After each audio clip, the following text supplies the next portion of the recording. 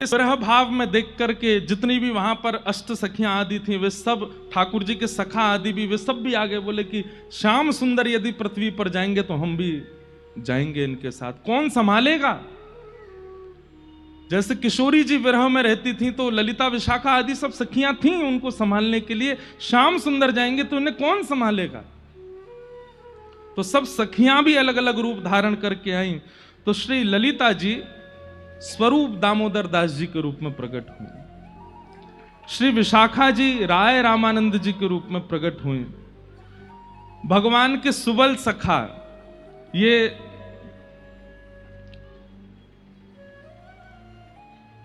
गौरदास पंडित के रूप में प्रकट हुए, भगवान के सखा श्री दामा अभिराम ठाकुर जी के रूप में प्रकट हुए, और 8 मंजरियां वे अलग अलग 8 आचार्यों के रूप में प्रकट हुई, जिनमें किशोरी जी की जो रूप मंजरी हैं वही श्री रूप गोस्वामी के रूप में प्रकट हुए, जिन्होंने श्री गोविंद देव जी को विराजमान किया। जो लवंग मंजरी हैं आप ही सनातन गोस्वामी के रूप में प्रकट हुई, गुण मंजरी श्री गोपाल भट्ट गोस्वामी जी के रूप में प्रकट हुई, तुलसी मंजरी दास गोस्वामी जी के रूप में, विलास मंजरी जीव गोस्वामी जी के रूप में, और मुंजला मंजरी श्री लोकनाथ गोस्वामी जी के रूप में प्रकट हुए। इस प्रकार आदि आदि ये सब किशोरी जी ने भेजे हैं कि जब कृष्ण चैतन्य बनकर के जाएंगे, ये गौर हरि बनकर के जाएंगे और विरह में जब व्याकुल होंगे कौन संभालेगा इनको, आप जाइए। और सब सखी सहचरी सबको भेजा है धराधाम पर, सब आए। अंग कांति और भाव कांति दोनों के मिश्रण से श्री गौर चैतन्य बन गए। अब ठाकुर जी तो चैतन्य भाव में आ गए, अब बस प्रतीक्षा है कि पृथ्वी पर कब आए। तो एक आचार्य चरण हुए हमारे श्री माधवेंद्र पुरी दास, जिनके लिए एक बड़ी प्रसिद्ध कथा आप सब लोग सुनते हैं कि खीर चोरा गोपीनाथ, जिन्होंने खीर चुरा करके अपने गोजा में धर ली थी, ऐसे श्री माधवेंद्र पुरी दास, उनके एक शिष्य हैं श्री अद्वैताचार्य जी। श्री अद्वैताचार्य जी को यह बात पता चली कि श्री ठाकुर जी कृष्ण चैतन्य के रूप में प्रकट होने वाले हैं, लेकिन कब होंगे, विचार कीजिए। श्री अद्वैताचार्य जी गंगा की तट पर शालिग्राम भगवान की सेवा करते हैं और 1 लाख तुलसी रोज चढ़ाते हैं, और 1 लक्ष तुलसी अर्पण करने का एक ही भाव रहता है उनके चित्त में, क्या, मेरे गौर हरि कब आएंगे, मेरे श्याम सुंदर कब आएंगे, मेरे प्राणनाथ कब आएंगे। आप जल्दी कृपा करो कि वे अवतरित हों इस धरती पर। जो पाप बढ़ रहा है और जो भाव नष्ट हो रहे हैं लोगों के, उसके प्रादुर्भाव के लिए वे जल्दी प्रकट हों। इसलिए 1 लक्ष तुलसी नित्य चढ़ाते थे और नित्य चढ़ा करके श्री गंगा जी में प्रवाहित कर देते थे कि हे श्री गंगा जी, आप जाकर के सागर में मिलना और सागर से जाकर के श्रीमन नारायण के चरणों में इन तुलसियों को पहुंचा देना और उनसे कहना कि मैं प्रतीक्षा कर रहा हूं, वो कब आएंगे पृथ्वी पर। आपके साथ में श्री हरिदास ठाकुर रहते थे, वे भी इनकी सहभागिता में व्यक्त होते थे, सेवा में रहते थे। कहते हैं श्री अद्वैताचार्य जी इतनी तीव्र वेदना से पुकारते थे कि कभी कभी गोलोक धाम में बैठे बैठे प्रिया प्रियतम का सिंहासन हिलने लग जाता था। तो किशोरी जी कहती थी, हम आपसे पुनः कहें भैया बहुत सावधानी से सुनिएगा, ये बहुत गंभीर और बड़ा भाव में प्रसंग है। किशोरी जी कहती, हे श्याम सुंदर, ऐसा लगे कभी कभी कि जैसे गोलोक में भी कभी कभी भूकंप सो आवे, पृथ्वी पे तो भूकंप सुनो है, पर जा गोलोक में भूकंप आ जाए। ठाकुर जी कहे, हे श्यामा जी, आप बड़ी भोरी हो, या गोलोक धाम में कभी भूकंप ना आयो करे। तो बोले, ये तो एक मेरो परम भक्त अद्वैताचार्य पुकार रहे हो है, और वो पुकार करके निवेदन कर रहे हो कि गौर हरि पधारो, हे कृष्ण चैतन्य पधारो। मुझको बुलाए रहे है, और वाकई विरह वेदना, वाकई जो स्वर हैं वो इतने तीव्र हैं कि गोलोक धाम में भाई भूकंप का अनुभव होने लग जाता है। सोचिए, हम पुकारते कहां हैं ठाकुर जी को? अगर पुकार है जाए तो ठाकुर जिस गोलोक धाम को ब्रह्मा जी भी नहीं प्रलयकालीन भाव से स्थगित कर सकते, वो भक्त की वेदन स्वर से भूकंप आ जाता है वहां पर। ठाकुर जी कह रहे हैं, अरे जे तो मेरो परम भागवत अद्वैत आचार्य मुझ को पुकार रहे हो है। किशोरी जी बोली, या कि विरह वेदना में देख नहीं पा रही हूं,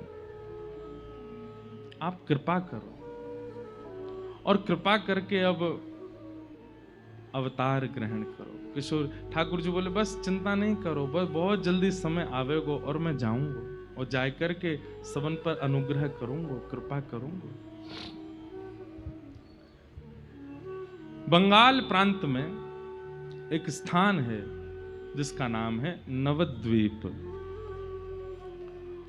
और नवद्वीप में श्री उपेंद्र मिश्र नाम के एक ब्राह्मण हैं, और उपेंद्र मिश्र ब्राह्मण के यहां पर श्री जगन्नाथ मिश्र जी का जन्म हुआ है, और श्री जगन्नाथ मिश्र जी का ब्याह सची माता जी के साथ में हुआ। चैतन्य महाप्रभु की माता जी को नाम सची मैया, और श्री जगन्नाथ मिश्र जी उनके पिताजी। कह में कि ये दोनों कौन है? बोले ये नंद यशोदा के अवतार हैं। श्री नंद बाबा ही श्री जगन्नाथ मिश्र जी के रूप में आए हैं, और श्री यशोदा मैया ही सच्ची मैया के रूप में पधारी। गौर देश बंगाल में आपको प्रादुर्भाव है। आपके एक पुत्र हुए जिनका नाम हुआ श्री विश्वरूप जी, और ये विश्वरूप जी ही श्री बलराम जी के अवतार हैं। बलराम जी के दो अवतार हुए हैं, श्री नित्यानंद महाप्रभु जी के रूप में और श्री विश्वरूप जी के रूप में। आप भी उस विरह की वेदना का अनुभव करने के लिए पधारे हैं। जब बलराम जी को पता चली कि लाला जा रहे हो पृथ्वी पे, तो श्री नित्यानंद महाप्रभु के रूप में वे भी पधारे, और श्री विश्वरूप जी के रूप में। फिर कथा आती, कल के प्रसंग में आएगा कि विश्वरूप जी और नित्यानंद जी जब दोनों मिले, तो श्री विश्वरूप जी नित्यानंद जी में ही विराजमान हो गए, ज्योति रूप एक हो गए, और श्री बलराम जी के रूप में श्री नित्यानंद महाप्रभु हो गए।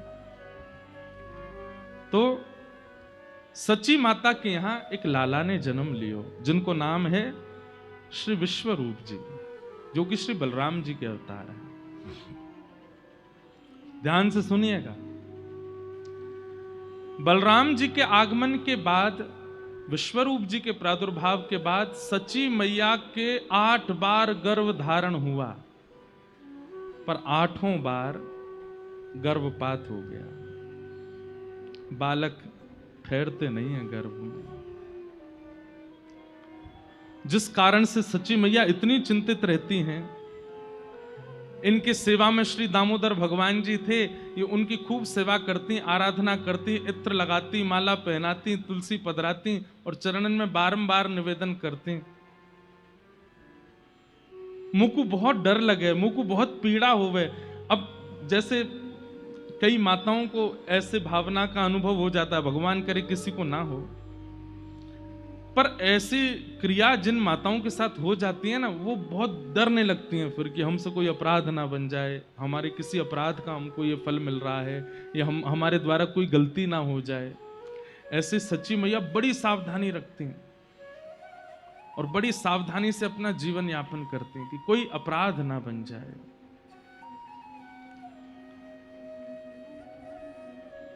दामोदर भगवान जी की सेवा करती हैं, और सेवा करके केवल ये कहती हैं कि हे दामोदरनाथ, आप कृपा करो, मैं अब कोई अपराध नहीं करूंगी, पवित्रता को ध्यान रखूंगी, सब मंगलमय हो, बस एक बालक और जीवन में आ जाए, आप जैसो ही आ जाए, आपकी सेवा करवे वारो, आपको भजवे वारो, आपको प्राप्त करवे वारो आ जाए।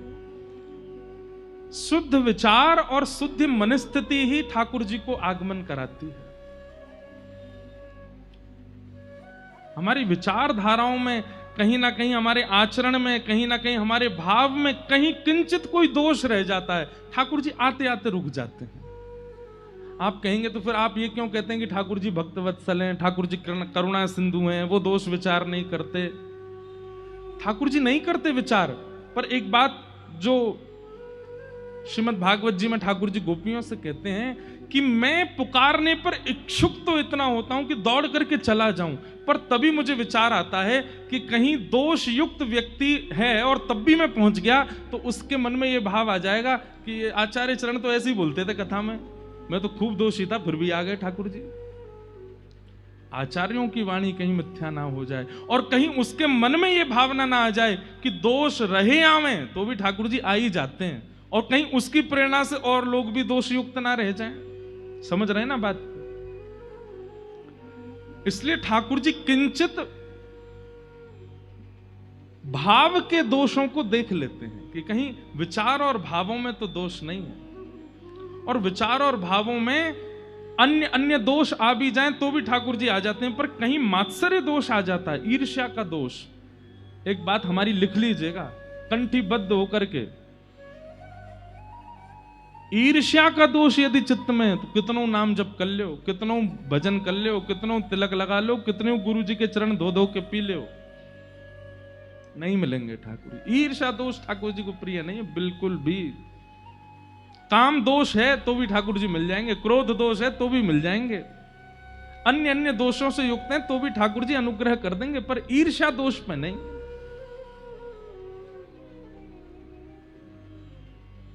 सची मैया परम पवित्र हैं हृदय से और नित्य श्याम सुंदर को पुकारती हैं। अब देखो एक चीज आपको सब जगह मिलेगी कि आचार्य चरणों की माताओं का जीवन देखो।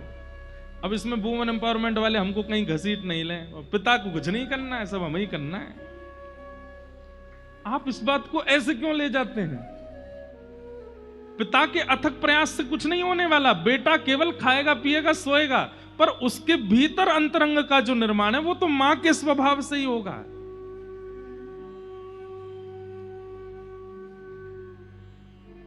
ऐसा भी होता है कि कई बार ठाकुर जी कृपा कर देते हैं, मां भी अपवित्र है, पिताजी भी अपवित्र है, लेकिन बालक शुद्ध हो जाते हैं। तो कहते हैं कि मां के अंदर जो उनकी मां का गुण था वो गुण ठाकुर जी ने कृपा करके उस बालक में दे दिया। तो कई बार नानी का गुण, दादी का गुण, परदादी का गुण भी बालकों में आता है, पर यह बात निश्चित है कि आएगा मां से ही। इसलिए मां का पवित्र होना बहुत। कल हम लोग सुन रहे थे कि वहां श्री रामानुजाचार्य जी की माता जी या फिर श्री सटकोप स्वामी जी की माता जी, वो भी ठाकुर जी को देख करके मन में भाव रखते हैं आप जैसा लाला हो जाए, बस आपकी सेवा करने वाला हो जाए। संतान प्राप्ति में एक नियम तो विशेष ध्यान रखिए, विष्णु आराधनार्थाय। हे गोविंद देव जी एक लाला दे दो, काय बात को चाहिए, धन वृद्धि करे, बिजनेस बढ़ावे, खूब सारो धन कमा के नहीं, नित्य आपकी सेवा करे, संतन की सेवा करे, भक्तन की सेवा करे, वृंदावन की सेवा करे, गौ आराधना करे, इन भावन से युक्त एक संतान दे दो। देखियो गोविंद देव जी संतान नहीं देंगे, खुद आ जाएंगे, बोले ये सब तो मैं करूंगा। हम मांगते क्या हैं? धन वर्धन करने वाला हो, व्यापार वर्धन करने वाला हो, वंश वर्धन करने वाला हो, तो फिर ठाकुर जी काने लूले नहीं भेज दें, ले ये नहीं दे, यही करेंगे वंशवर्धन। लेकिन जब ठाकुर जी से कहते हैं कि संत सेवा, हरि सेवा, गौ सेवा, भजन सेवा, सत्संग सेवा, धाम सेवा, इन सब निष्ठाओं से युक्त एक संतान चाहिए, तो कई बार गोविंद देव जी पूछते होंगे किशोरी जी मैं चलो जाऊं का, क्योंकि यहाँ की भावना में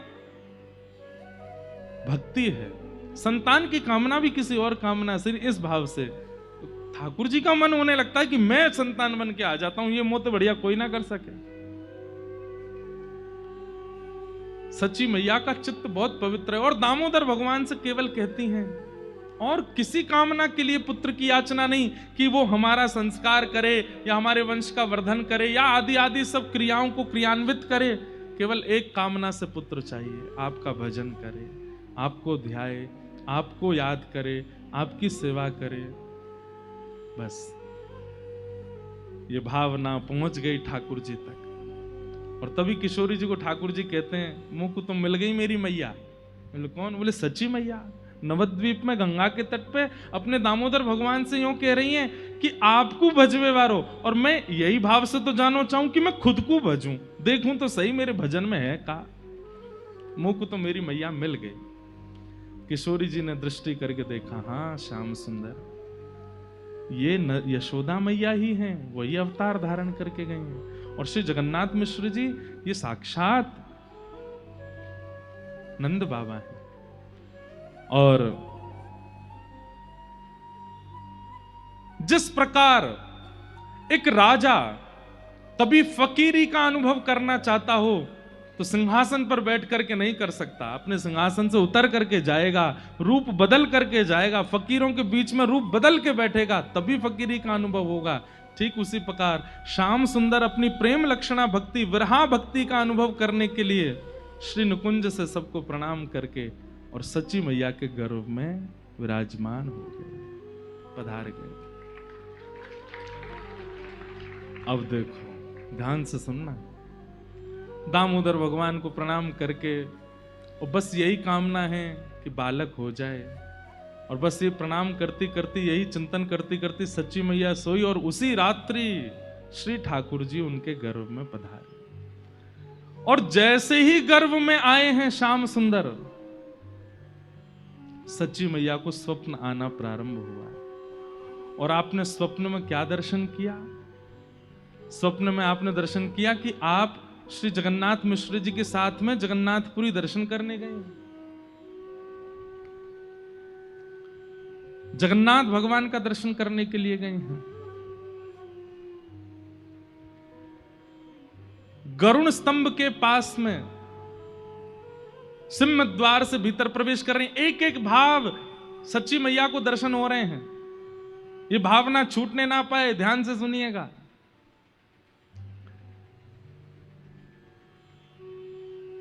सच्ची मैया को स्वप्न दिखता है कि जगन्नाथ मिश्र जी उनको जगन्नाथपुरी की यात्रा पर ले गए हैं। सिंह द्वार से भीतर प्रवेश कर रही हैं, पतित पावन भगवान सब दर्शन कर रहे हैं, लेकिन पतित पावन भगवान सच्ची मैया को देख रहे हैं अपनी नेत्रों से। और जैसे ही नेत्र उनकी तरफ हुए तो सच्ची मैया बोलती हैं, हे जगन्नाथ मिश्र जी देखिए, ऐसा लग रहा हो पतित पावन भगवान मुझे देख रहे हैं। बोले नहीं, तुम्हें नहीं देख रहे, वो सामने ही देख रहे हैं। आप लोग जगन्नाथपुरी गए हैं ना, वो द्वार पे ही भीतर प्रवेश करते ही पतित पावन भगवान है। सीढ़ियां चढ़ने लगी, सच्ची मैया स्वप्न देख रही हैं। और जैसे ही परिक्रमा लगा करके जा रही हैं तो क्या देख रही हैं? जगन्नाथपुरी मंदिर में जितने भी मंदिर देवालय हैं, सबके ठाकुर जी अपने अपने द्वार देहरी पर बाहर आकर के सच्ची मैया को प्रणाम कर रहे हैं।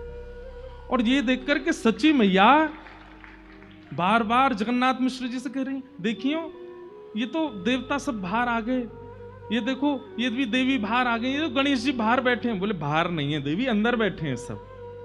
सच्ची मैया को स्वप्न अनुभव हो रहा है। जैसे ही आपने जगन्नाथ मंदिर में प्रवेश किया और गरुण स्तंभ के पास से दर्शन की आज भी विधा है। गरुण स्तंभ के पास जाकर के जैसे ही सच्ची मैया ने पहले बलभद्र जी को देखा, सुभद्रा जी को देखा, और जैसे ही जगन्नाथ जी को देखा तो जगन्नाथ जी को देखते ही जगन्नाथ जी मंद मंद मुस्काने लगे और मुंह खोल खोल करके बार बार जैसे मानो मैया मैया कहकर के सच्ची मैया को पुकार रहे हूं। और तभी अचानक से विशाल विग्रह श्री जगन्नाथ जी का धीमे धीमे धीमे धीमे छोटा होता चला गया। अचानक से श्री जगन्नाथ जी की भुजाएं प्रकट हो गई, चरण प्रकट हो गए, और नन्हे से गोपाल जी बन करके ब्रह्म वेदी से उतर करके दोहरियां दौड़ करके आए और सच्ची मैया की गोद में आकर के लिपट गए। ये स्वप्न सच्ची मैया ने देखा। बंधुओं, श्री गौर हरि कौन है? जब लीला संवरण करते हैं श्री चैतन्य महाप्रभु, प्रकट भी श्री जगन्नाथ जी से हो रहे हैं आज सच्ची मैया के पास में। और जब आप लोग सुनेंगे कि श्री चैतन्य महाप्रभु लीला विजय कर गए, तो उस दिन भी सुनेंगे कि दौड़ करके श्री जगन्नाथपुरी मंदिर में प्रवेश करते हैं और गरुड़ स्तंभ के पीछे से दौड़ करके जाते हैं और श्री जगन्नाथ जी में ही विलीन हो जाते हैं। चैतन्य महाप्रभु साक्षात श्री कृष्ण है, कोई अंतर नहीं। घबरा करके मैया के नेत्र खुले और यही स्वप्न सच्ची मैया जगन्नाथ जी को सुनाती हैं, जगन्नाथ मिश्र अपने पतिदेव को, मैंने अभी एक स्वप्न देखो। बोले कहा? बोले ऐसे हम लोग जगन्नाथपुरी गए और वहां पर जगन्नाथ जी छोटे लाला बन गए और वही दौड़ करके आके मेरी गोद में आकर के बैठ गए, मैं उनको खिला रही हूं, उन्हीं को हृदय से लगा रही हूं। देवी ये तो शुभ है, ठाकुर जी का दर्शन होना स्वप्न में, ये तो अच्छी बात है, इसमें चिंता क्यों करती है? चलो स्नान ध्यान करो, सेवा करो।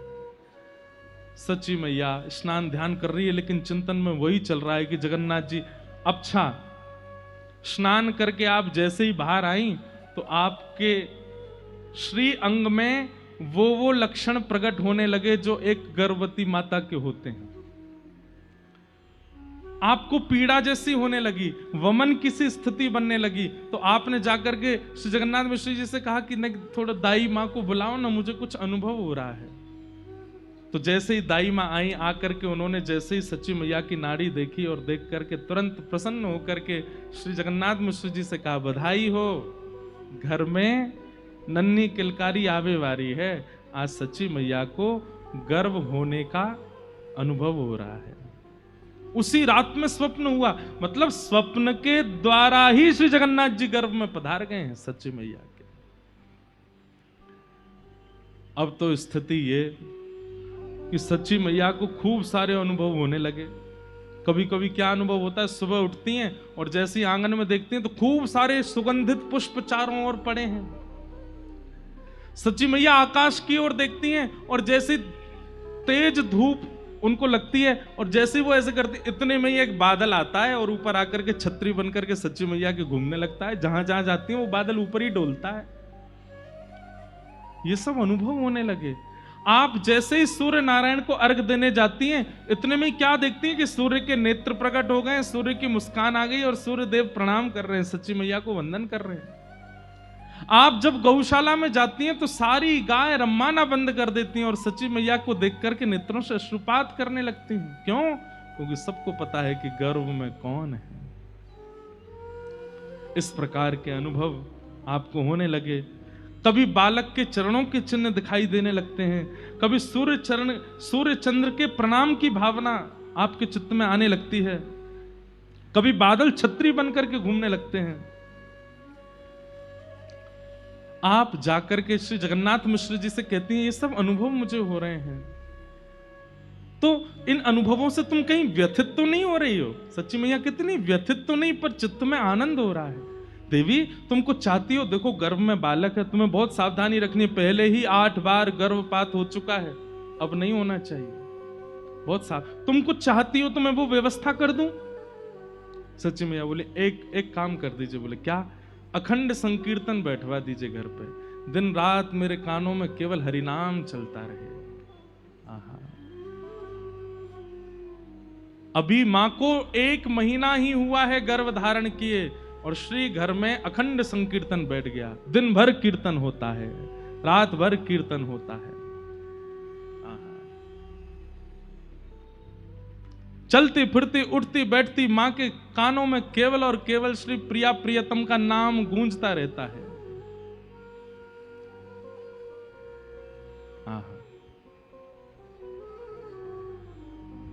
हम सब भी गावें सच्ची मैया के भाव से।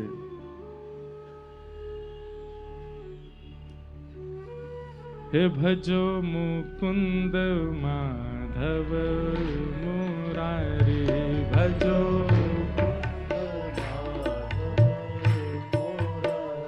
हे भजो मुकुंद माधव मुरारी, भजो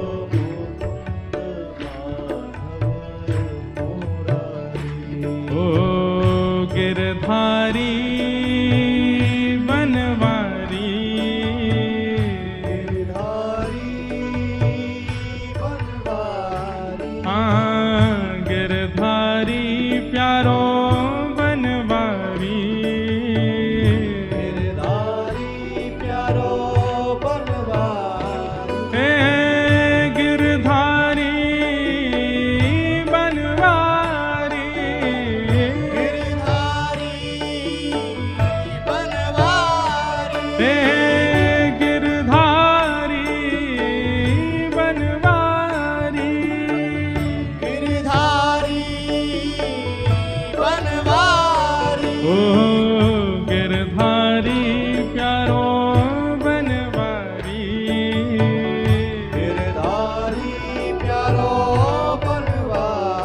भजो भजो ओ भजो मुकुंद माधव मुरारी।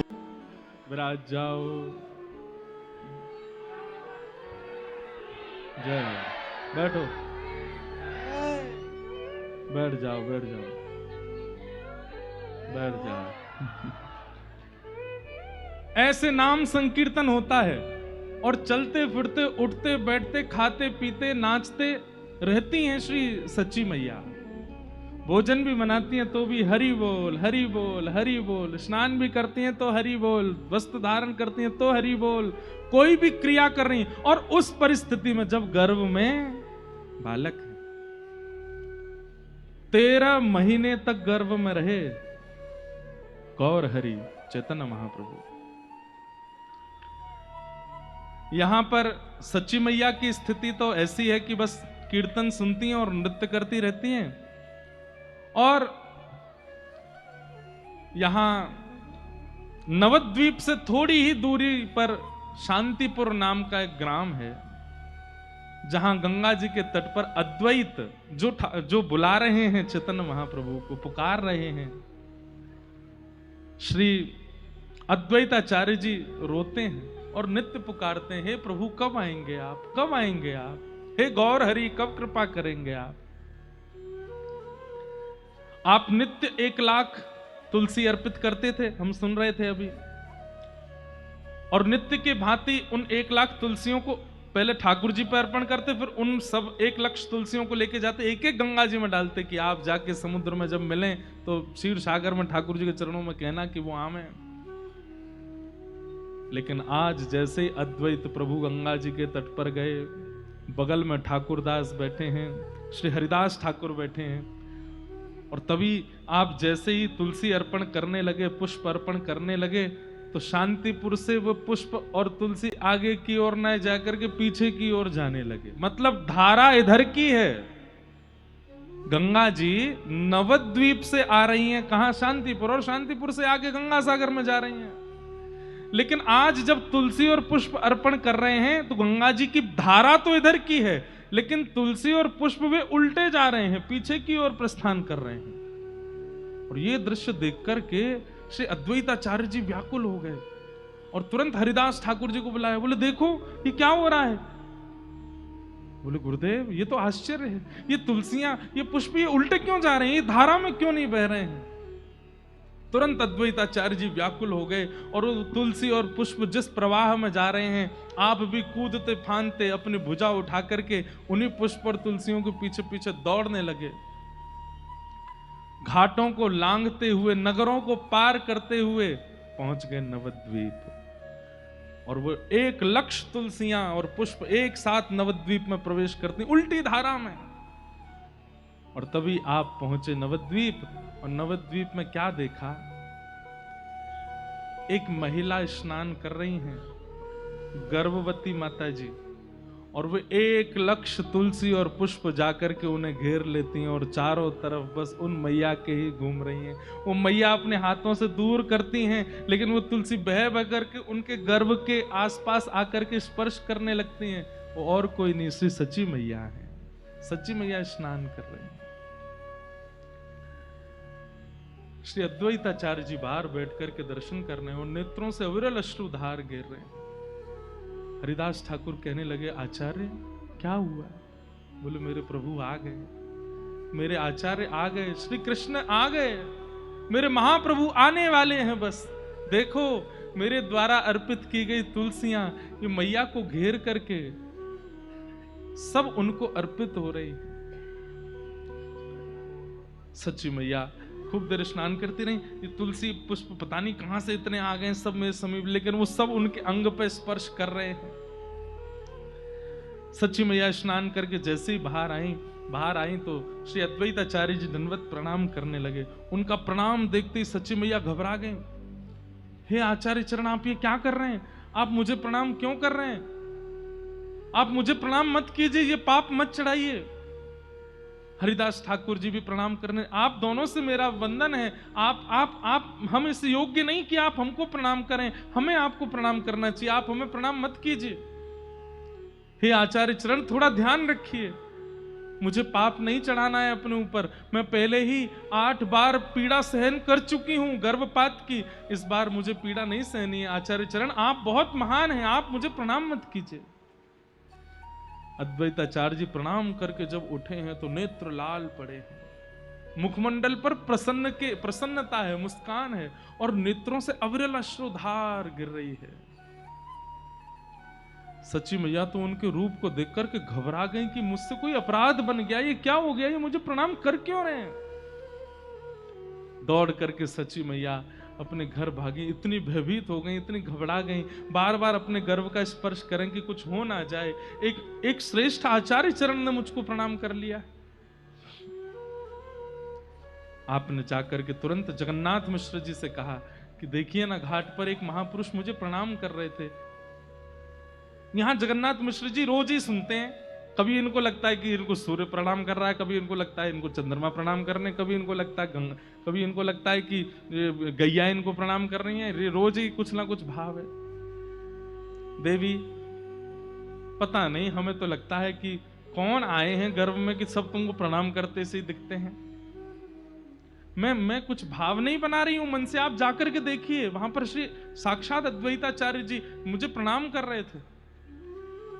जगन्नाथ मिश्र जी गए और देखा तो अब भी भाव निमग्न, हाथ जोड़ करके बस नेत्रों से अश्रु बहा रहे हैं। मेरे प्रभु आ गए, मेरे प्राणनाथ आ गए, मेरे जीवन धन आ गए। जगन्नाथ मिश्र जी ने जाकर के प्रणाम किया, वंदन करते हुए कहा, हे प्रभु, आपकी इस प्रकार की इस लीला का मैं क्या अर्थ लगाऊं? आपने सच्ची को प्रणाम क्यों किया? अद्वैताचार्य जी बोले, मेरे पास शब्द नहीं है बताने को, मैं बस ये कह सकता हूं, जो सुख त्रेता में दशरथ और कौशल्या को प्राप्त हुआ, जो सुख द्वापर में नंद यशोदा को प्राप्त हुआ, वो सुख कलयुग में आपको और आपकी गृहिणी को प्राप्त होने वाला है। बस प्रतीक्षा कीजिए, अब जल्दी ही आनंद होगा, इस विश्व में पुनः कृष्ण संकीर्तन होगा, पुनः नाम संकीर्तन होगा, पुनः राधा भाव कृष्ण भाव की स्थापना होगी। बस प्रतीक्षा कीजिए, पवित्र हृदय से प्रतीक्षा कीजिए। आज जगन्नाथ मिश्र जी को भी विश्वास हो गया कि सच्ची मन से भाव नहीं बना रही है, सच में उसे अनुभव हो रहे हैं सबके प्रणाम का। जगन्नाथ मिश्र जी वापस आए, सच्ची मैया ने पूछा, बोला नहीं कुछ नहीं, बस ऐसे प्रणाम कर रहे थे, आपको सौभाग्यवती नारी जान के, आपके गर्भ का बालक भक्त हो इसलिए प्रणाम कर रहे थे। 12 महीने बीत गए, अभी तक बालक का जन्म नहीं हुआ। सच्ची मैया ने घबरा करके तुरंत कहा, बोले कि आप किसी ज्योतिषी को बुलाइए, कोई पंडितानी बुलाओ, कोई भैया कोई पंडित जी आए देखें, 9 महीने में गर्भ बालक जन्म लेता है, 12 महीने बीत गए, अभी तक बालक का जन्म नहीं हुआ, कहीं कोई दिक्कत तो नहीं है, आप दिखवाइए ना। वो किस पंडित को बोला है? बोले हमारे पिताजी श्री नीलांबर चक्रवर्ती जी बहुत बड़े विद्वान हैं, उनको बुलाओ। तो सच्ची मैया के पिताजी ज्योतिषाचार्य हैं, उनको बुलाया गया। वे आए, आकर के कहा, बिटिया क्या बात है? बोले कि पिताजी 12 महीने हो गए गर्भ को, अभी तक जन्म नहीं हुआ और मुझे प्रसव पीड़ा भी नहीं हो रही है, मैं बहुत चिंतित हूं कि कहीं बालक सुरक्षित तो है ना, आप मेरा हस्तकमल देख करके बताइए ना। नीलांबर चक्रवर्ती जी ने कई बार अपनी बेटी का हाथ देखा है, वे जानते थे सब, लेकिन आज जैसे ही हस्तकमल आगे किए हैं तो हस्तकमल की जितनी भी रेखाएं थी, उन रेखाओं में रेखा हमारी आपकी तरह नहीं थी, मानो जैसे शंख बन रहा हो, पद्म बन रहा हो, चक्र बन रहा हो, रेखाएं परिवर्तित हो गई। और उन चक्रों को, उन चिन्हों को देख करके जो ज्योतिष के बड़े बड़े पंडित जो ज्योतिष अध्ययन करते हैं, उन ज्योतिष अध्ययनों में जो सब सर्वश्रेष्ठ जिन आकृतियों को बताया गया, वो समस्त आकृतियां एक साथ किसी के हाथ में हो ही नहीं सकती हैं। लेकिन आज नीलांबर चक्रवर्ती जी अपनी पुत्री का हाथ देखते हैं, हाथ कांपने लगते हैं और कहते हैं, लाली ये तेरे हस्तरेखा परिवर्तित कैसे हो गई, ये सब कुछ इतना सुंदर कैसे हो गया? रुदन करने लगे और वे भी प्रणाम करने लगे। सच्ची मैया बोली, जगन्नाथ मिश्र जी देखो आज पिताजी भी प्रणाम कर रहे हैं, ये हो क्या रहा है? अरे ठाकुर जी आए हैं गर्भ में, सब प्रणाम करेंगे। लाली तू चिंता मत कर, पूर्ण समय लेने दो। ये जो भी हैं ये अत्यंत श्रेष्ठ हैं, अत्यंत महापुरुष हैं। वे निश्चित ही अपने परिपूर्ण भाव से प्रकट होंगे, इसलिए तुम बिल्कुल निश्चिंतित होकर, निसंकोच होकर के, ये ऐसा बालक जन्म लेगा जिस बालक के जन्म लेने से तुम और तुम्हारा पूरा कुल सौभाग्य मानेगा। बस प्रतीक्षा करो। धीरे धीरे धीरे 13वां महीना प्रारंभ हुआ और धीमे धीमे आ रही है होली, यानी कि फाल्गुन का महीना। और जैसे ही फाल्गुन की द्वादशी आई है, फाल्गुन की पूर्णमासी आई है, आहा, फाल्गुन पूर्णिमा का दिन है और उस दिन चंद्र ग्रहण भी है। चंद्र ग्रहण भी है। कहते हैं ग्रहण काल में किया गया कोई भी भजन, कोई भी उत्सव, कोई भी मंत्रोच्चारण, वह इतना फल देता है जितना उसके अनुष्ठान, और वो सर्वश्रेष्ठ अनुष्ठान क्या बोलते हैं उसको, क्या, पुरुषण करने से जो फल प्राप्त होता है वो ग्रहण काल में एक बार मंत्र बोलने मात्र से हो जाता है। कितना सुंदर भाव प्रस्तुत करते हैं आचार्य चरण कि श्री चैतन्य महाप्रभु शरद पूर्णिमा को ही क्यों प्रकट हुए। सबसे पहली बात, क्योंकि वे श्री राधा भाव युक्त होकर के आए हैं और पूर्णिमा ही वो रात्रि है जिस रात्रि में श्री ठाकुर जी गोपियों को और श्री किशोरी जी को रास का अनुभव कराते हैं। तो सबसे पहली बात पूर्णिमा चुनने का यह कारण है।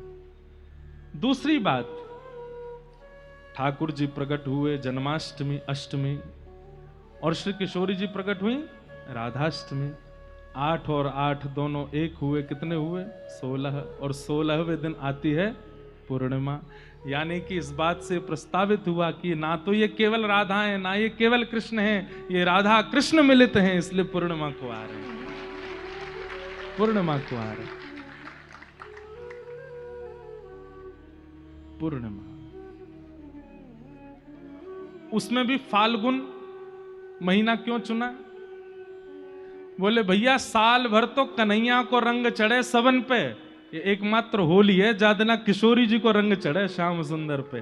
तो आज ठाकुर जी इस बात को प्रस्तुत करने के लिए कि मैं अपने वर्ण में नहीं आया हूं, किशोरी जी ने मुंह पे रंग डारो है अपनो, या हमारे श्री फाल्गुन पूर्णिमा के दिन गौर प्रकट हुए हैं।